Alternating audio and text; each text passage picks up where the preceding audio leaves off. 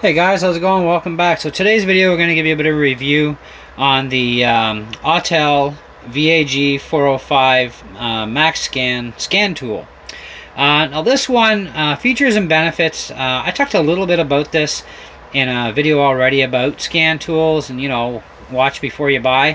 Anyway, this one's specifically geared to working with Volkswagen and Audi cars, several different models, sold worldwide since 1990 and up to present. Okay, now it's going to work with most.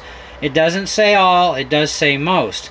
It also reads and erases codes and DTCs of most electronically controlled vehicle modules in other cars other than the Volkswagen and the Audis.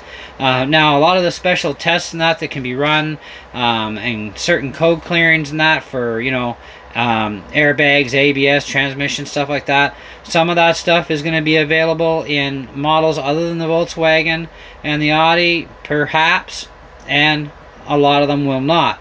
Now, I've tried this thing out on my Toyota, and I'm going to hook it up for you in a minute to show you what access you get to the 2000 Corolla. Now, I just had this on my buddy's vehicle yesterday on his truck, and he's got a Dodge Dakota. I can't remember the exact model year, but anyways, we weren't allowed access to a lot of tests with it either. So that's the thing. I mean, not all these are going to be able to be accessible is the bottom line. So if you're looking for a scan tool for like a Dodge or a Ford or Chevy, whatever, that's going to have a lot of these extra cool tests and stuff and features and whatnot, you might want to look at one of the higher end Autel scan tools or even a scan tool from a different manufacturer. But if you don't mind the fact that this one is going to have some limitations with some vehicles, well, then it's going to be a great machine, and it's still going to work with a lot of those non-import or non-foreign type cars. But if you do have a Volts or an Audi, you're definitely going to want one of these things. My actual goal for buying this was because I owned a 1999 Golf, and I needed a tool for it, and I couldn't get one here, not for cheap anyways, and even the $300 Innovas were incapable of working with my Volkswagen. And so, what are you going to do? And I picked this one up at banggood.com for about 41 bucks or 42 bucks. It was under 50 bucks with free shipping. So I thought, hey, why not? But then we sold the Volts. By the time this thing came in, we actually used it as a trade-in and got our Corolla. And so, which really, who cares? I needed a scan tool anyway. And it does work with the Corolla. So I'm going to just stop the video here for a minute, and we'll go to the car and hook it up and show you how this thing works. Okay guys, so we're out in the Toyota right now, and I've plugged my scan tool in, and I still haven't turned on my ignition, so that's good because I know I got power coming from my connector to the unit, because the connector actually powers the unit. You don't need batteries for this, which is really bonus. Now, the version of the software being run on this is 2.7. There's a lot of guys that have this tool that have 2.2 and they're looking for a 2.7 update. I've talked to Autel and they have nothing, which really, that kind of bothers me a little bit. I mean, hey, it's their product. I mean, support it. Meanwhile, they do have updates for other scanners, but for some reason not this one. But this is the same 405 scanner, except this newer one comes with the 2.7 already installed. I don't know, maybe it was just less hassle for them to make a new scanner with the software already there.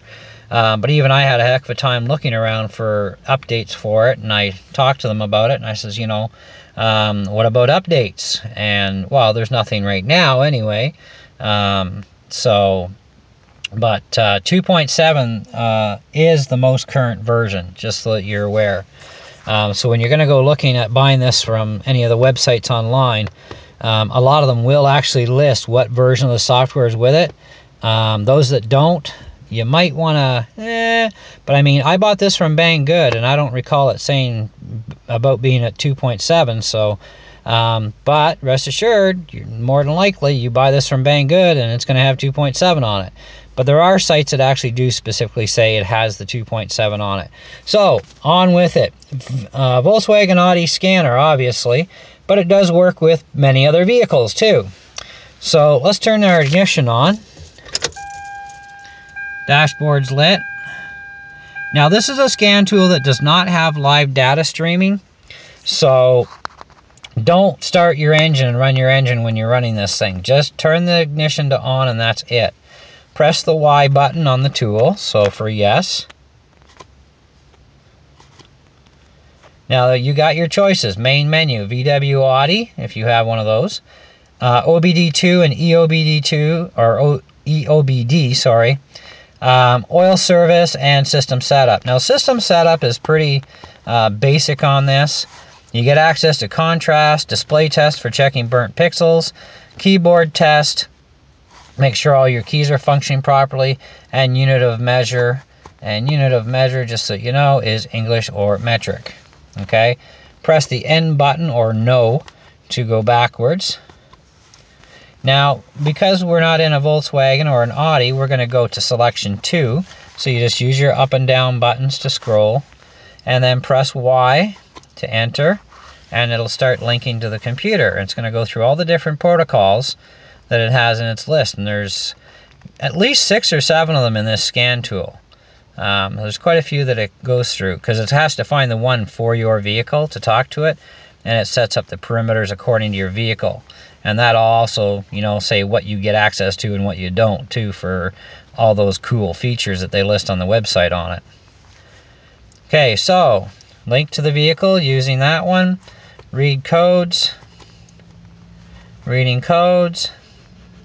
No codes are stored in the module. Press any key to continue. So there's nothing wrong with my car, obviously, so we know that. Erasing codes, well, you could, but there's no codes to erase, so we're all good. And that's the basics on how this thing operates. Now the oil service thing, that's something that if you have that sort of a feature, you have choices of the Audi, the VW, the Seat, and the Skoda, up to 2,000. Or you can go all, and it'll give you into another section where it can auto detect, and you can select long life oil, non-long life oil, set up inspection intervals. Now I already know I can't use any of these features on my car. I tried it and it fails to connect to that part of the computer because that part of the computer doesn't exist in the 2000 Toyota Corolla.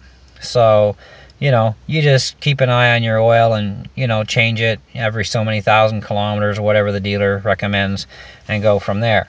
Where people that have cars, like we had a 2006 Pontiac Pursuit once, and with that car it actually had a thing on the dash, and it had a countdown thing from 100% down, and as soon as it got to the bottom, and of course it gives you a warning when you're, I guess, around 5 or 10%, and then it would tell you that it's time to change it soon, and as soon as you got to 0, it would just keep bugging the hell out of you until you did.